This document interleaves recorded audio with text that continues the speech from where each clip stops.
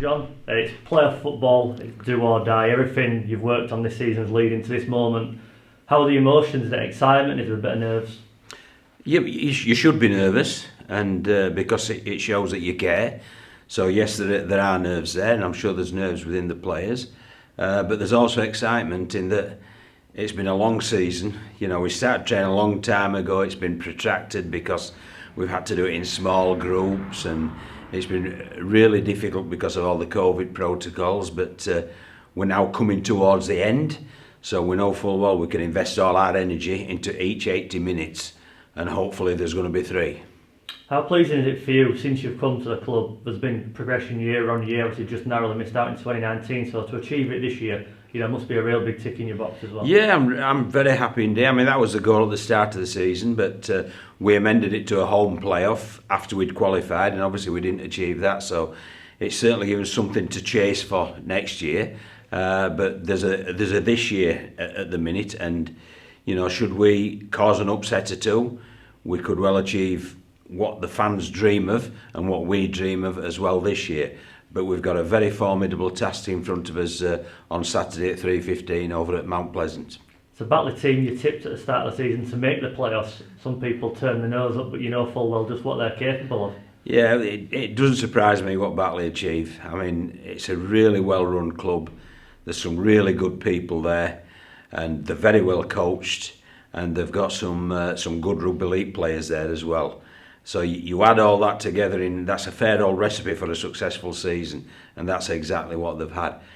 If you're going to ask me, the 2 club sides of the year would be them and Whitehaven, because I really do think that they've massively overachieved with what you would expect, or what the vast majority of people would expect. Not I would expect, because as you rightly said, Luke, I said all along that this lot would get in the playoffs, and they haven't disappointed. They've taken some real, taken Toulouse and Featherstone to the wire at home as well. So it's a really tricky place to go for anyone. And you've got the conditions, you've got the slope, the famous slope there as well. So you've got all these factors taken into account, as well as they've got nothing to lose. Not many expect them to be there, as you say. So they can go out, shackle her off, and just play the best rugby. But I think they're the favourites. You know, position 4 should be favourites at home against position 5. So I'm thinking that they're the favourites. But you're exactly right about the pitch. And you're exactly right about the stadium. It's a great little stadium, and you know, we get a good travelling army. There'll be plenty there from Batley as well. We'll have an atmosphere that's absolutely bouncing and reflects playoff rugby league, which is obviously what we're in. And obviously the other big factor is it's on Sky, so there's a lot of media attention as well staring down at you. So it'll just be, I think, a real great occasion for anybody who gets off the backside and goes there and attends. Be a great advert for the championship. And just touching on Bradford, disappointing last week. Obviously, there's been a couple of training sessions since. So how have the squad reacted to Sunday? Oh, they've been. You've got to look back and reflect and try to rectify the wrongs, and that's what we've tried to do. But obviously, you can't dwell on it too long because it's a 6-day turnaround. And within that 6 days, we have to prepare for a really good rugby league team that we're playing, and that's what we've endeavoured to do. There is a bounce in the players. In a perverse way, I thought the awards night was really good because the players actually could reflect upon where they've come from round 1 to where they are at the end of the season, and obviously that should inspire them to attempt to go even further, and that's what I'm expecting on Saturday. You mentioned the awards now. When they see likes of Brian Noble, Keith Mumby there, real legends of the club, it's another timely reminder of what it means to represent this club, and I'm sure we'll see on Saturday just that pride in the jersey as well. Yeah, it's a club with great history, isn't it? You know, and I think sometimes in modern day you brush over the traditions and the history of institutions, and I think that's wrong.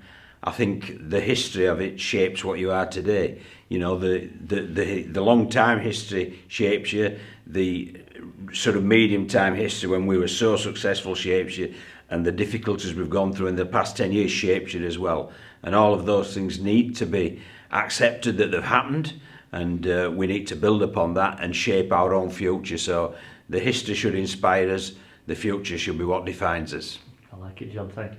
You named your 21-man squad. There's no Brad England. They obviously picked up an injury against Whitehaven, so that'll be a blow. But it's certainly a strong, competitive squad. And Reece Hamlet comes back in, having impressed on loan at Swinton. Yeah, it is. I'm very happy with the number of bodies that we've got available.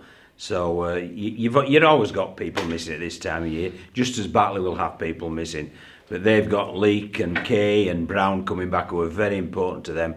Well, we've got a pretty strong squad as well. So there's no excuses.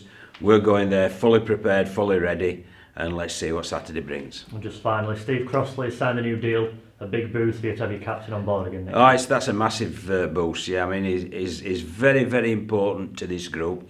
Not just what the fans see on a Sunday afternoon or a Saturday afternoon. It's for the standards that he sort of insists upon at the training arena, you know, within the meeting room. And he really is a very, very good captain, and he's one I certainly enjoy working with, and I'm absolutely delighted we've got him for another year. You mentioned after the Swinton game you knew that Steve Crossley wasn't involved because of his isolation, and that's a mark of how influential he is. That you know you're missing someone when he's not there. Yes, that's when you know what's the song called? You don't know what you've got till it's gone. And that's a sign of somebody who's very, very important to the group. When he isn't there, you're looking around thinking, who's going to take this group forward, and who's going to say the right thing, who's going to do the right thing so that others follow. And Steve does that. Thank you, Joe. Pleasure.